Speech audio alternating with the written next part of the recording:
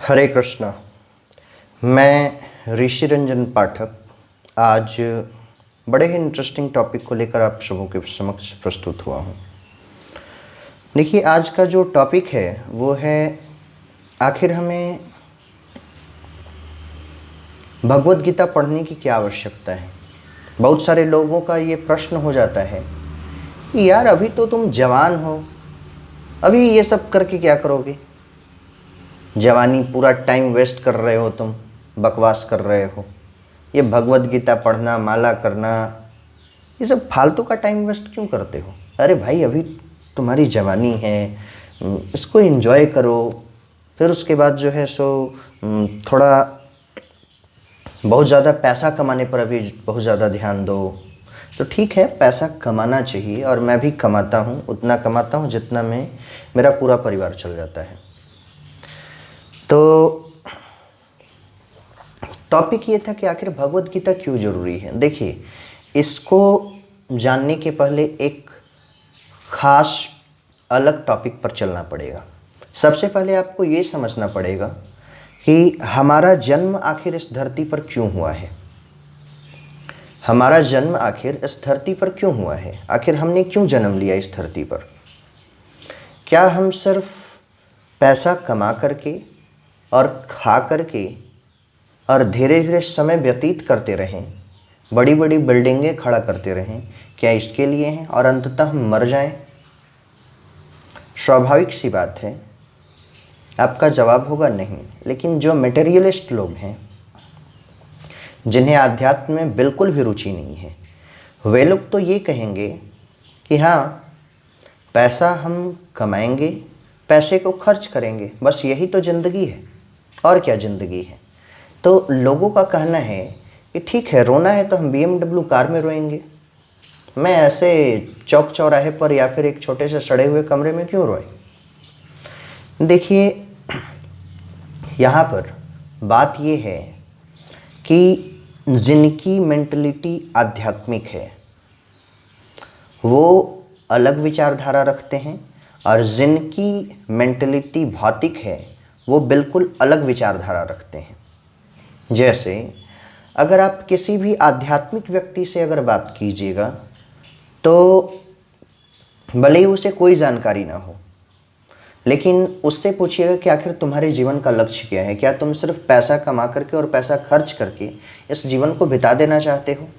तो उस व्यक्ति का ये जवाब होगा कि बिल्कुल नहीं, मैं ऐसा बिल्कुल भी नहीं करना चाहता।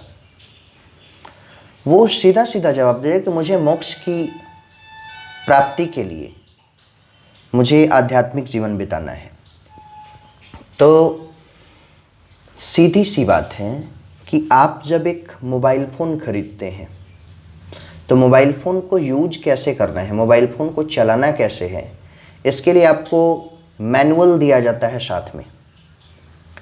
तो ये इतना बड़ा जो मशीन देख रहे हैं, ये शरीर, क्या इस शरीर को चलाने के लिए कोई मैनुअल नहीं होना चाहिए? क्या ऐसे ही सिर्फ खा पी करके और टाइम वेस्ट करके हम अपना जीवन बिताते चले जाएं? बिल्कुल नहीं। तो इस शरीर को कैसे चलाना है? वास्तव में ये शरीर जो है एक साधन हमें प्राप्त हुआ है। हम ये शरीर तो नहीं हैं, हम एक विशुद्ध आत्मा है, और ये शरीर जो है एक साधन के रूप में हमें मिला है। तो इस साधन का इस्तेमाल हमें कैसे करना है, इसकी जानकारी हमें भगवत गीता में मिलती है, इसलिए हमें भगवत गीता को पढ़ना है। जैसे देखिए, एक साधारण व्यक्ति को और एक कुत्ते को अगर दोनों को कंपेयर कीजिए तो क्या होता है। एक बड़ा ही अच्छा श्लोक है, आहार निद्रा भय मैथुनम च, यानी कि इस संसार में रहने वाले जितने भी लोग हैं वो यही कार्य कर रहे हैं, बढ़िया से बढ़िया भोजन लेने का प्रयास कर रहे हैं, बहुत अच्छे से अच्छा भोजन लेने का प्रयास कर रहे हैं, ठीक है, डिलीशियस फूड। और फूड के चक्कर में जो है सब पता नहीं कितने जीवों की हत्या कर दे रहे हैं लोग, लेकिन इसका ख्याल नहीं रखते, ठीक है। तो हम अच्छा आहार लेना चाहते हैं। एक कुत्ते को भी आप देखिएगा तो एक कुत्ता भी जो है सो वो अच्छा आहार लेना चाहता है। तो हम भी अच्छा आहार लेना चाहते हैं, एक कुत्ता भी अच्छा आहार लेना चाहता है, ठीक है। दूसरा, निद्रा, हम भी बहुत अच्छी नींद सोना चाहते हैं, उसके लिए कई कई व्यवस्थाएं करते हैं, जैसे कि बड़ा सा घर बनाना, और घर बना करके उसमें बहुत सारी लग्जरियस चीज़ों को ला करके रखना, एसी लगवाना, कूलर लगवाना, पंखे लगवाना, ये बहुत सारा अरेंजमेंट करना, सिर्फ किस लिए? अच्छे से सोने के लिए। तो हम भी अच्छे से सोने का प्रयास करते हैं। कुत्ते को भी आप गर्मी के दिन में देख सकते हैं, वो भी अच्छे से सोने का प्रयास करता है। और क्या करता है, जहाँ सबसे गंदी नाली होती है, जिसमें काला काला पानी हो जाता है, कीचड़ हो जाता है, वहाँ पे जाकर के बड़े ही मज़े से और बड़े ही आराम से सोता है वो। हम ये समझ रहे हैं कि हम, मेरे घर में एसी है, कूलर है, फैन है, बढ़िया सा बेड है, गद्दा लगा हुआ है, ये सारा चीज़ है, लेकिन वास्तविकता तो ये है कि हम अच्छे से सोने के लिए व्यवस्था कर रहे हैं। और एक कुत्ता जो है वो भी अपने अच्छे से सोने की व्यवस्था नाली में कर रहा है। हम भी खा रहे हैं, कुत्ता भी खा रहा है, हम भी सो रहे हैं, कुत्ता भी सो रहा है। भय, भय मतलब होता है जनरली रक्षा। हम भी अपने डिफेंस में बहुत सारी व्यवस्थाएं करते हैं। कुछ लोग बंदूक खरीदते हैं, कुछ लोग बॉडीगार्ड्स रखते हैं, ठीक है। या फिर डर का माहौल अगर हम लोगों के सामने होता है तो हम किसी से भिड़ने के लिए भी तैयार रहते हैं। ठीक उसी प्रकार से एक कुत्ते को भी आप देखेंगे, उसके सामने भी भय अगर व्याप्त होता है तो वह भी लड़ने के लिए तुरंत तैयार हो जाता है। तो आखिर हम में और कुत्ते में क्या अंतर है? हम भी लड़ने के लिए तैयार हो जा रहे हैं अपनी रक्षा के मामले में, और एक कुत्ता भी जो है सो लड़ने के लिए तैयार हो जा रहा है।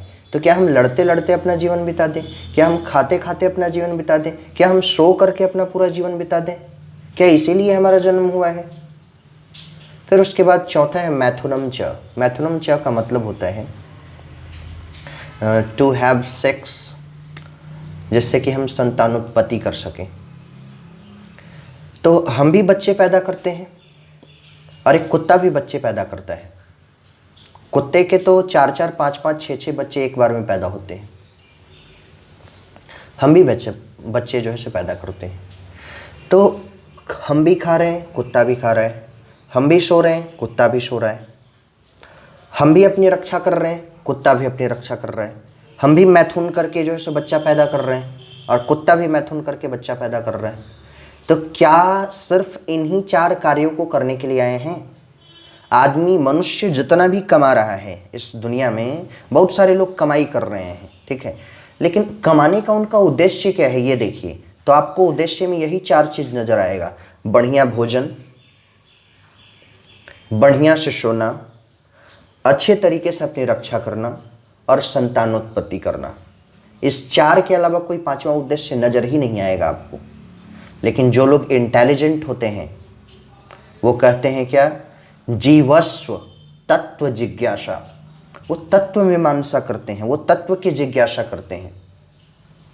वो ये जानना चाहते हैं कि मैं कौन हूँ। वास्तव में ये एक बहुत बड़ा प्रश्न है। जैसे मुझसे अगर कोई पूछे तो मटेरियलिटी से अगर मुझे जवाब देना पड़े तो मैं डायरेक्ट बोल दूंगा कि मैं ऋषि रंजन पाठक हूँ, लेकिन ये हमारी वास्तविक आइडेंटिटी नहीं है। ये मुझे ये शरीर मिला है, तब हम जो है सो हम ऋषि रंजन पाठक हैं या हम भारतीय हैं, ये कह सकते हैं। अगर मेरी मृत्यु हो जाए और फिर अगले जन्म में हम जो है सो, मेरा जन्म पाकिस्तान में हो जाए तो हम पाकिस्तानी कहलाएंगे, अमेरिका में हो जाए तो हम अमेरिकन कहलाएंगे, ठीक है, रूस में होगा तो हम रशियन कहलाएंगे। तो ये हमारी परमानेंट आइडेंटिटी नहीं है। परमानेंट आइडेंटिटी हमारी है कि हम विशुद्ध आत्मा है। लेकिन ये कहने में और इसको महसूस करने में, इसको फील करने में कि हम विशुद्ध आत्मा हैं, ये बहुत बड़ा टाइम इंटरवल लेता है, बहुत बड़ा समय ले लेता है। और इसी चीज को समझने के लिए भगवत गीता की आवश्यकता है कि मैं ये शरीर नहीं हूँ, आत्मा हूँ। जैसे कि आप सिंपल से लॉजिक से समझ सकते हैं कि ये मेरा हाथ है, ये मेरा बाल है, ये मेरा गाल है, ये मेरा शर्ट है, ठीक है, ये मेरा पैंट है, ये मेरा मोबाइल है, ये मेरा वो है, ये मेरा वो है, मेरा वो है, ठीक है, ये मेरा शरीर है, मेरा शरीर है। यानी कि मैं ये शरीर नहीं हूँ, ये मेरा शरीर है। समझ के बात को? वास्तव में जब आप जानेंगे तो ये शरीर जो है ना, ये शरीर जो हमें मिला है, ये प्राण हमें मिला है, इसमें 2 तरह के शरीर होते हैं। एक होता है सूक्ष्म शरीर और एक होता है स्थूल शरीर। स्थूल शरीर जो हमें दिखाई देता है, जो 5 तत्वों से मिलकर बना है, क्षिति, जल, पावक, गगन और समीर, ये 5 तत्वों से मिलकर बना है। क्षिति मतलब होता है आपका धरती, जल मतलब जल, पावक मतलब आग, गगन मतलब आसमान, समीर मतलब हवा। इन 5 तत्वों से मिलकर ये स्थूल शरीर बना है। और एक सूक्ष्म शरीर होता है जो कि 3 चीज़ों से मिलकर बनता है, मन, बुद्धि और अहंकार। और इन तीनों से मिलकर के जो सूक्ष्म शरीर रहता है, बना होता है, उस सूक्ष्म शरीर के अंदर ही हमारी आत्मा विराजमान होती है। लेकिन हम इन सभी तथ्यों को नहीं जानते। तो इन सभी तथ्यों को समझने के लिए ही हमें भगवद गीता की आवश्यकता है। अगर हम भगवद गीता नहीं पढ़ते हैं, भगवद गीता का अध्ययन नहीं करते हैं, तो वास्तव में हम अपना जीवन जो है वो व्यर्थ में बिताते जा रहे हैं। वही आहार, निद्रा, भय और मैथुन, यही 4 क्रियाएं करके और हम अपने जीवन को वेस्ट करते जा रहे हैं, टाइम वेस्ट करते जा रहे हैं। तो क्या ये जीवन जो है, एक एक मिनट जो है, क्या हम वेस्ट करने के लिए यहाँ पे हैं? लोग कहते हैं कि अच्छी मूवी देखो। क्या अच्छी मूवी देखें? अच्छी मूवी देखने से क्या हो जाएगा? अच्छी मूवी देखने की जगह पे अगर व्यक्ति कोई भागवतम ग्रंथ पढ़े, रामायण पढ़े, महाभारत पढ़े, भगवत गीता पढ़े, तो उससे बहुत सारे ज्ञान प्राप्त हो सकते हैं। आप मूवी देख करके 5 मिनट का एंटरटेनमेंट कर सकते हैं, लेकिन भगवत गीता, रामायण, महाभारत ये सब अगर आप पढ़ते हैं, या श्रीमद् भागवतम जब पढ़ते हैं, श्रीमद् भागवतम को वास्तव में अमलम पुराण कहा गया है, जिसमें कोई मल नहीं है। मतलब कि उसका एक एक पॉइंट जो है उसमें रस है, जिसे पढ़ने के बाद लगता है कि साक्षात भगवान की अनुभूति हमें हो रही है, क्योंकि भगवान ने श्रीमद् भागवतम के अंदर में अपने आप को छुपा कर रखा है। लेकिन हमें वो पढ़ने की फुर्सत नहीं है। हमें गंदी चीज़ों को देखने में इंटरेस्ट है, गंदी चीज़ों को पढ़ने में इंटरेस्ट है, गंदी चीज़ों को खाने में इंटरेस्ट है, गंदी चीज़ों को सुनने में इंटरेस्ट है। इन चीज़ों में हम अपना समय व्यर्थ करते जा रहे हैं। तो भगवद गीता हमें सिखाता है कि हमें अपनी लाइफ जीनी कैसे चाहिए, किस प्रकार से हमें अपनी लाइफ जीनी चाहिए। तो ज़िंदगी को सुसज्जित बना करके अपने जीवन को जब हम जीना चाहते हैं, तो उसके लिए भगवद गीता का हमारे हृदय में होना बहुत ज़रूरी है, हमारे जीवन में होना बहुत ज़रूरी है। जब हम अपने जीवन में और हृदय में भगवद गीता का वास करेंगे, तब जाकर के हमारा जीवन सफल हो सकता है। ठीक है, क्योंकि भगवान श्री कृष्ण भगवद गीता में स्वयं कहते हैं कि व्यक्ति की जब मृत्यु होती है, तो उस समय जिस प्रकार की उसकी मनोवृत्ति होती है, मनोस्थिति जिस प्रकार की होती है, वैसा ही जन्म उसे अगला मिलता है। इसलिए मैं आप सबों से यही निवेदन करूंगा कि आप भगवद गीता का पाठ अवश्य करें, भगवद गीता को समझने का प्रयास करें। किसी ऑथराइज्ड व्यक्ति के पास जाएं और जाकर भगवद गीता का अध्ययन करने का प्रयास करें। उसके एक एक श्लोक में आज से लगभग 5000 साल पहले भगवान श्री कृष्ण ने आपके जीवन से संबंधित जितनी भी समस्याएं हैं, उन सारी समस्याओं का समाधान भगवान श्री कृष्ण ने भगवद गीता में कर रखा है। लेकिन हम हैं कि हम उसे पढ़ते ही नहीं हैं। यही हमारी सबसे बड़ी कमी है, और इस कमी को हमें दूर करना ही पड़ेगा। अगर हम नहीं दूर करते हैं तो हम अपने जीवन को सच में व्यर्थ रूप में बिताते चले जा रहे हैं। हम फिज़िक्स तो पढ़ रहे हैं, केमिस्ट्री पढ़ रहे हैं, मैथमेटिक्स पढ़ रहे हैं, बायोलॉजी पढ़ रहे हैं, हिस्ट्री, सिविक्स, ज्योग्राफी, ये सारा चीज़ पढ़ रहे हैं, लेकिन हमें यही नहीं पता होता है कि हमें वास्तविक जीवन में करना क्या है। ये सारा चीज़ पढ़ने का सिर्फ एकमात्र मकसद हम समझ लेते हैं कि पैसे कमाना है, खाना है और टाइम वेस्ट करना है। But that is not life. Try to know about eternal things which are unknown to shine seven। मतलब कि मैं कौन हूँ, ये शरीर क्या है, जन्म से पहले मैं कहाँ था, मृत्यु के बाद मैं कहाँ जाऊँगा, इस संसार को किसने बनाया, ये संसार क्या है, प्रकृति क्या है, संसार के साथ हमारा संबंध क्या है, प्रकृति के साथ हमारा संबंध क्या है, परमात्मा क्या है, आत्मा क्या है, आत्मा के साथ परमात्मा का संबंध क्या है, हमारे जीवन का लक्ष्य क्या है। इन चीज़ों को समझने के लिए हमें भगवद गीता पढ़ना पड़ेगा। अगर नहीं पढ़ेंगे तो 100% जीवन भर सिर्फ यही करेंगे, कमाएंगे और अच्छे से पैसे को खर्च करेंगे और इसी में हमारा पूरा जीवन बीत जाएगा और मरते समय सिर्फ और सिर्फ याद रहेगा क्या, तो पैसा पैसा और पैसा। यानी कि आप एक लालची बन करके मृत्यु को प्राप्त करेंगे।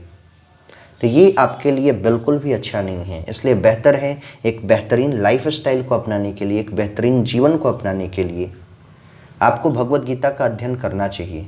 और ऐसा कहा गया है कि सादा जीवन और उच्च विचार, विचार जो है ना वो उच्च होना चाहिए और जीवन जो है एकदम सरल, एकदम सादा होना चाहिए। लेकिन आज लोगों में अलग ही मेंटलिटी है, सादा जीवन नहीं रखना चाहते हैं, विचार जो है वो सादा रखना चाहते हैं, लेकिन उच्च जीवन मतलब कि हाई लेवल लाइफ स्टाइल को मेंटेन करना चाह रहे हैं लोग। लेकिन वो मेंटेन करने से क्या होगा, ये जो जबान है इससे तो कूड़ा निकलेगा और जब इससे कूड़ा निकलेगा तो आपके बारे में सभी को पता चल जाएगा कि आप क्या हैं क्या नहीं हैं। चलिए, मैं ज़्यादा आप सबों का समय नहीं लेना चाहूँगा। उम्मीद है इस वीडियो के माध्यम से मैं आपको बहुत चीज़ें बता पाया हूँ। चलिए, वीडियो को देखने के लिए बहुत बहुत धन्यवाद। Thank you and have a nice day. Hare Krishna.